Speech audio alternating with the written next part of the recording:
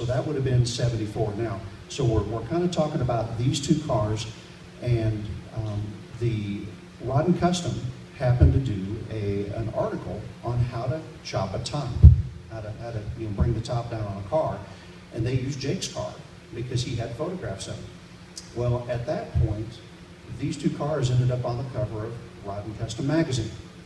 So from the cover of Rod and Custom magazine, that was the November issue, November around Thanksgiving. So Harry Horowitz, a TV producer in California, happened to be at a relative's house.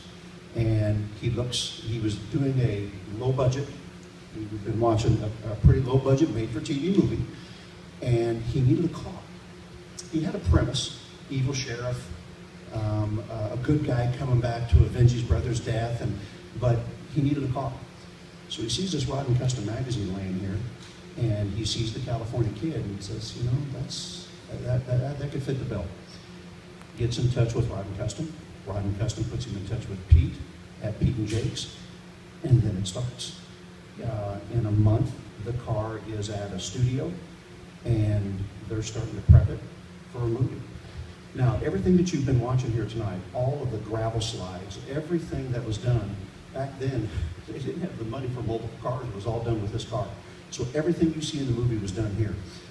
When they got done, there was no glass in the side doors because the doors had been slammed so many times.